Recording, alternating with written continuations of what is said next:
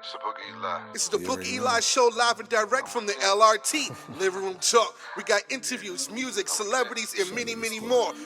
Lock in by subscribing, like, and share, and leave that comment below on the channel of Harlem Vets 11 on the Book of Eli show with the LRT family. Living Room Talk. You dig? What you motherfuckers me? Murder on the beat, sipping shit, lyrically we spitting the heat. I'm a king rock. So welcome back to another segment with the Book of Eli show. I'm your host, BOE. What's going on, y'all? Check this out. We got another segment, another situation. Do women sabotage their children? Do women sabotage their children with their relationships with their fathers? Or is it the fathers who's really doing the sabotaging?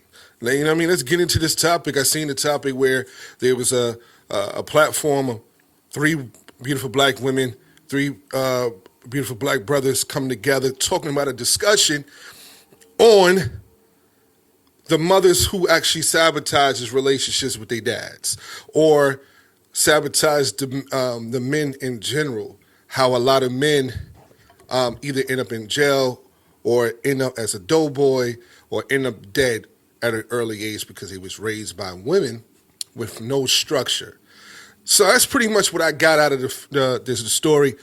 I want you to check it out and listen to it for yourselves and let me know what you think about this topic. Check it out. I have a question for y'all. Y'all have black mothers? Of course. Right. Now, black fathers? Yeah. Okay. How would y'all feel had whatever y'all black fathers probably went through with your mom not being submissive or whatever the hell? I seen my mother be spiteful to my father for no reason, telling him I was we gotta stop using his mother for for no reason.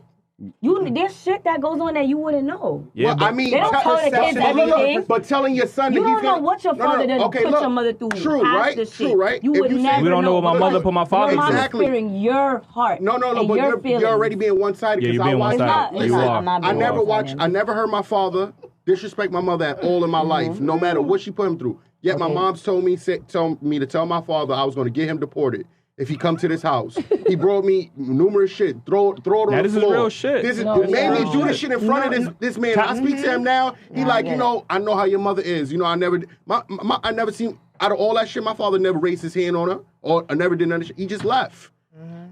There are good men out here. There are good black men out there. My father was good, no, but he never disrespected her. I get it. Yeah, but okay, that's what I'm trying to tell you. You think her rage, all of that just came out of nowhere? Yeah, but you're assuming. I'm not saying. He just said he's not saying that he was great, but he's gonna say he didn't disrespect her. Okay, he didn't disrespect her, but y'all have to understand that women's mouth, that's our weapon. You see, like how men, that's our weapon. Oh, okay. Against any man, why you just so What was your experience? Okay, you have a white girlfriend? Really quickly. How would you feel your father walks out and say, fuck y'all, fuck the family, fuck the kids, fuck everything. But why are you assuming that the father said that, though? No, I'm saying. Why would a mother put their child in that predicament to break the bond between their father, their black father? Yeah, that's messed up. That's right. I have a son, I would never. Women, let me tell you something. Women are responsible for a lot of hurting black men. Yeah. Women. I agree. Because women the kids are raised in the household with the mom. Exactly. Now they get a physical representation of mommy, and they assume or build an image of what it's like to be with daddy. But mommy's responsible for their environment, what they see, what they feel, and what they hear. Mothers, when I say this is personal, make you guys. Mothers are literally the root of a lot of the problems. Exactly what went down. You're seeing exactly what went down when it comes down to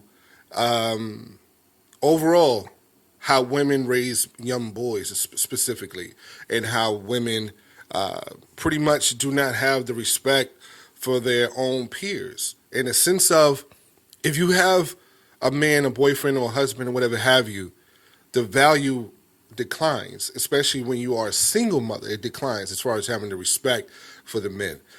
My solution and my thought process with this whole topic that you guys just seen is simple. Literally, if you are a woman raising young boys, especially young black boys, but young boys, period, I don't care what color culture you are, that divide and conquer, that divide and colorism is played out to me. It's like, dude, every human being go through the same shit. Black, white, Spanish, Asian. I know mad different people from different cultures and different backgrounds. At the end of the day, the human race go through the same shit. But since we are on the black community, I'm going to focus on that for the scope of this particular conversation. Okay, to my opinion and my thoughts, what comes with facts, that when a woman is raising a child, especially a black young man, especially in poverty, that's the key word, typically in poverty, those young black boys usually, not all the time, because obviously I came out pretty decent by the grace and by the grace of God and by the grace of my mother having a good heart of a spiritual guidance of God, Allah. So that's a beautiful thing. Everyone is not fortunate as I was or is to have a mom that actually did her best to where she knew, and I came out pretty solid. So when you see a lot of young women, older women, they are mimicking what their mothers taught them. They taught them not to have they're not verbally teaching them. They're showing it through actions. You don't need a man in the house. You don't need structure. Oh, I'd rather be alone, raise my children alone without having you next to me. So, no, I'm going to say this right now. I do not defend men who cheat. I do not defend that. But I notice a lot of women will give up their whole marriage because he cheated on you with another woman. But he's paying all the bills. He's providing food and shelter and protection and structure for the children.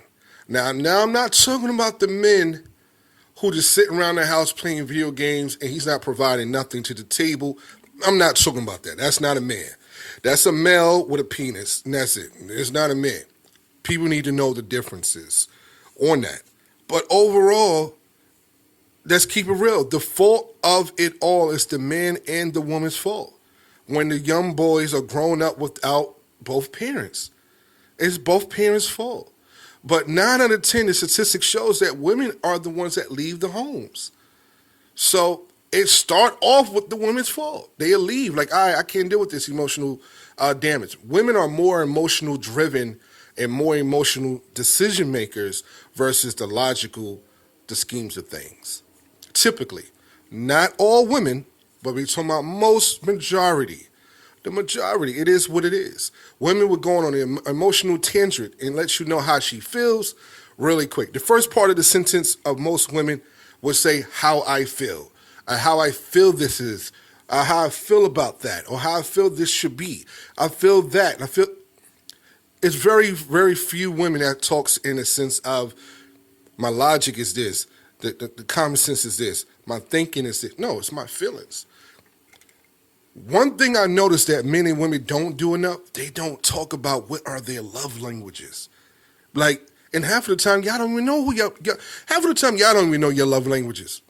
So I think that's the first start and the first mistake when people don't take the time to know, hey, when you go on your first date, you should ask that. What is your love language? How do you want to be loved? Based on the information will let you know if this man or this woman is compatible to you. This man or this woman is really for you. A lot of people don't get into that.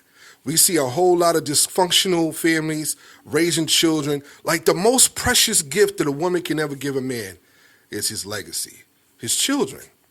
Women are popping babies out for every dude.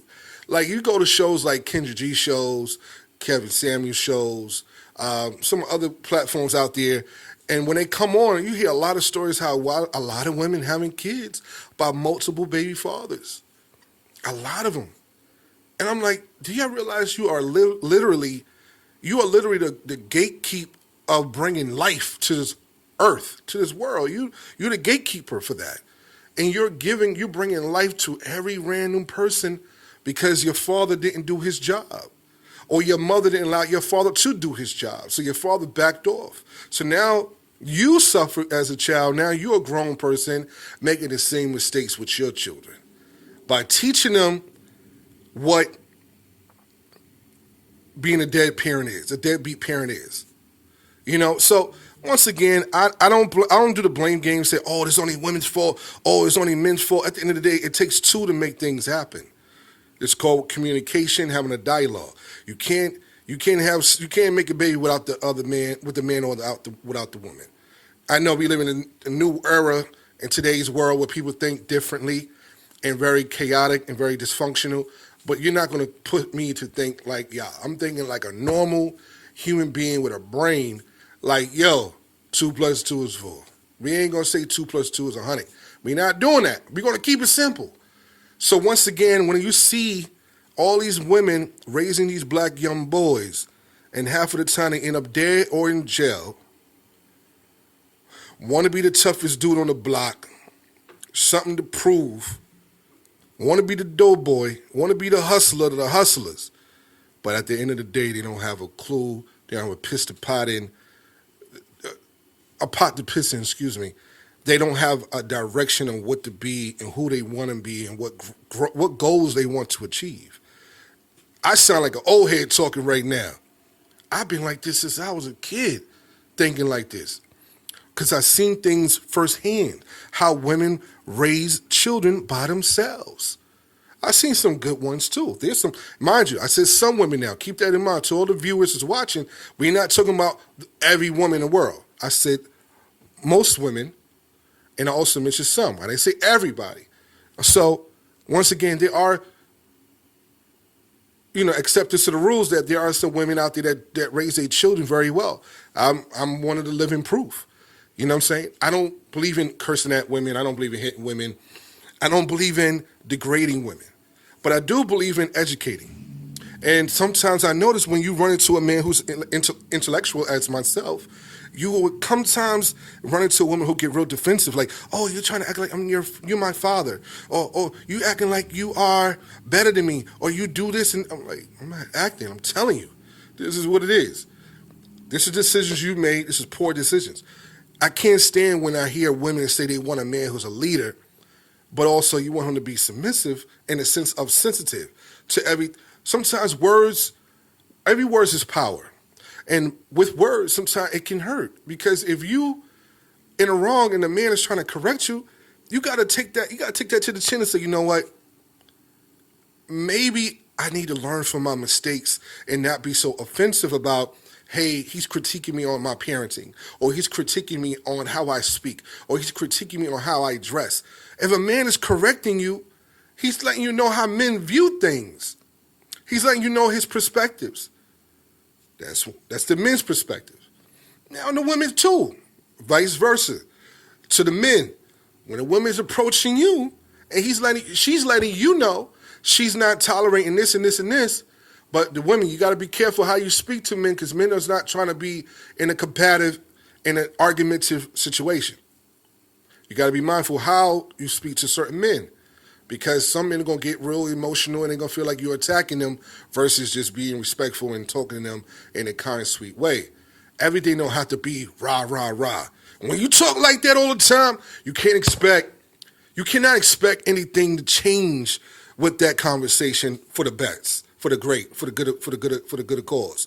You know what I'm saying? It's going to always go, yam, yam, yam, rah, rah, rah. That's it. This is all you're going to hear, back and forth, yam, yam, yam, rah, rah, rah. That's all you're going to hear. Y'all not going to hear each other because y'all not taking the time out, going back to what I said earlier, knowing your love languages.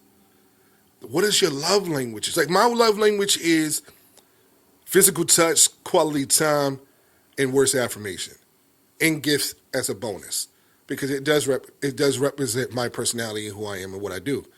So, but you got to know it. Some people don't have all the qualities in love languages. Some people love languages may just be physical touch. And if you're a woman, you may not want to be touched all the time. He might want to be touched, or vice versa. Or a man, he might not want to be touched, but you want to be touched. You have to be able to meet each other in the middle. So in the video here, I heard the sister say something in regards to, or the guy, one of them said something in this video in regards to saying that when you are in a relationship and the mother, this is what the man said. He said, my mom's told my dad, I'm gonna deport your ass if you come back to this house, or your dad ain't shit. Saying things like that to the son when he was a child at the time. So when you do that, you're diminishing and you're devaluing your child because your child is half of the father, and he's half of you as the mother. I say automatically, if you're not going to raise these babies, just give them up for adoption, or ask someone in the community who's willing to adopt your children, and just give up your rights, because you're damaging them regardless. You might as well allow someone else, give them a chance to give your child a chance to win in life versus being selfish and fucking a dickhead. You know what I'm saying? We're talking about the men and women who are single parents or mistreating their children, or being just being unfair by not allowing their children to be in their parents' life. At some point in time, you got to grow the fuck up. This is what I'm saying. Grow the fuck up and be mindful. You know what I'm saying? Just because your ass didn't have a dream, not a dream, just because your ass never had a parent to do for you doesn't mean your children have to suffer the same shit you suffered. You dig what I'm saying? Everything's a cycle. Stop passing down the bullshit. Pass down the keys of wisdom and stop passing down the destruction of dysfunctional families. That's what we're passing down. Dysfunctional families. We live in a society where everybody want to fight man and woman all day. For what? What are we fighting for? We should be fighting for each other's love and affection and understanding and leadership. That's what we should be fighting for. Food for thought. BOE. Peace.